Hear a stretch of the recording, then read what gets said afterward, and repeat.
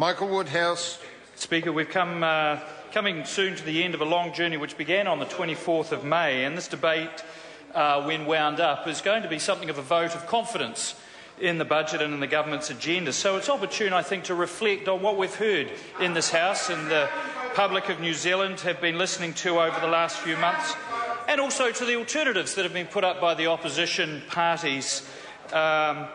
And I just want to do a bit of a summary of those contest of ideas, if you like, because the government's laid out about 4 main pillars to its budget this year, and they are responsibly managing the government finances, building a more productive economy, better public services and rebuilding Christchurch. And I just want to go through them one at a time. Because it is true, when we inherited the Treasury benches, the one thing that the Labor government did leave us was low net debt. That was a good legacy. The other legacies, of course, were 10 years of deficits, unemployment forecast to reach nearly 9% and a debt to GDP ratio forecast to get up to nearly 70%. And there's no one big lever to pull. This is about many, many policy initiatives: fiscal policy, welfare reform, RMA reform, building infrastructure, roads, rail, ICT. So how many of these little levers have Labor supported? None. They have said no to absolutely every single growth agenda this government has had. It would be nice if there was just one that we could point to, and we could at least say, well, at least they've got the right idea. But no to further intensification of the agricultural sector, no for more mining or oil and gas exploration, no to making welfare work for our most vulnerable, no to public sector reform, the list goes on. So what are they good at? Tax and spend, Mr. Speaker. Tax and spend. They would put back a punitive top tax rate. They would put a capital gains tax on business. They would double KiwiSaver costs on business. They would put in place irrigation taxes, minimum wage increases, cancel the 90-day trial, back to the 1970s industrial relations framework, extra transport charges, winding back the ACC reforms that have just put $500 million back in the pockets of hard-working levy payers in this country. They'd cancel the mixed ownership model. So there's another $5 to $7 billion that they would need to find to fund just our promises, not their promises, which include universal student allowances, billions more invested in public services for no output, none whatsoever. Back to the high interest rates that debt would lead to, none whatsoever. But you know what? For all of that, they're still not as bad as the Greens. They're absolutely not as bad as the Greens, and at least they are upfront about what they would do. But the Greens, who want to de-intensify farming in this country by 20%, by smacking all businesses with punitive ETS charges, and they oppose every single free trade agreement. And where was Miteria Ture this week? In Canada, supporting Canadian farmers who are given 300% subsidies, opposing our farmers competing on a level playing field with the Canadians. Well, I find that just outrageous. But it's absolutely consistent with a Greens agenda that's anti-business, it's anti-foreign investment, and it's xenophobic.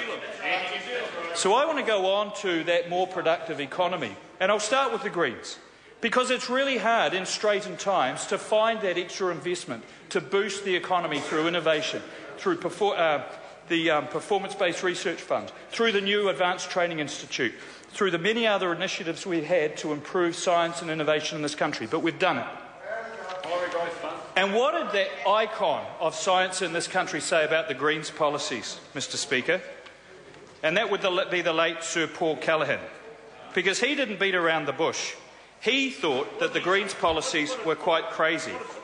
There's absolutely, quote, there is absolutely no reason why we can expect to be the best in the world at clean technology.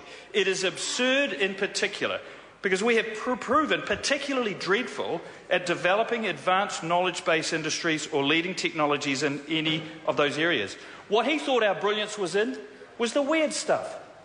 The good stuff, the little niche markets that those big economies won't invest in.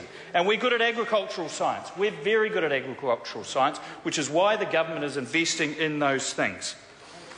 And even Labor, now, in terms of innovation, just today, when we issued our progress report on innovation, Labor's David Shearer said, where are the bold, innovative ideas we desperately need? Because what he said was there wasn't one single new idea. Well, guess what? The report wasn't about new ideas. The report was a progress report on the plethora of good ideas that are being focused on now. And I would accept that if there was one, just one idea from Labor, one new idea that wasn't a rehashing of that tired old innovation strategy, the R&D tax credit. Now, my tax accounting mates would just love them to come back, because all they would do is give them incentives to manage accounting. Not manage innovation, manage accounting. So I'm looking for just one idea from Labor. So I want to move on now to better public services. And it is true that it's really tough in straitened times to build more productivity in public services. But I'm absolutely amazed and grateful for the effort that is being put in by our hospitals, our schools, our police, our prisons, our defence, bless them, and the tough time that they're having this week, and the productivity gains that are being made. In virtually no new money, 27,000 more elective surgeries a year. Nobody flying across the Tasman for cancer treatment now. Nobody waiting in the middle of the night in gurneys in emergency department waiting rooms. And we've set some challenging targets, haven't we? We've actually said we're going to set goals for those public services and we're going to stand or fall by them. And I think that is very, very bold. There isn't a government in this country that has done that much. And lastly, building Canterbury. And I think everybody across this House will accept that that is one of the single largest challenges this government and this country faces and will do over many decades. And it is encouraging to know that all parties support those efforts. Although I would note that the Greens want to tax some more after EQC levies have gone up, and $15 billion, I think, probably by the end of this, is being funded by government through the taxpayer. What do they want to do? Hit the taxpayer again. So I wish those people in Canterbury all the best for that rebuild. Because, Mr Speaker, in summary, this is a contest of ideas.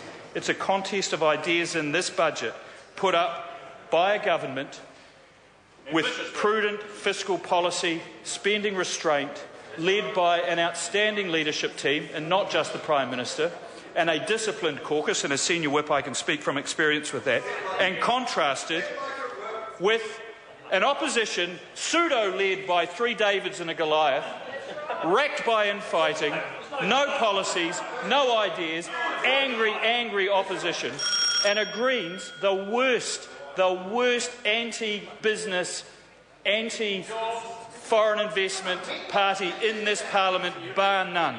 Well, Mr Speaker, I know who the government has confidence in because they put them on the Treasury benches in 2008 and returned them there in 2011. Paula Bennett, you have just over 6 minutes. Mr Speaker.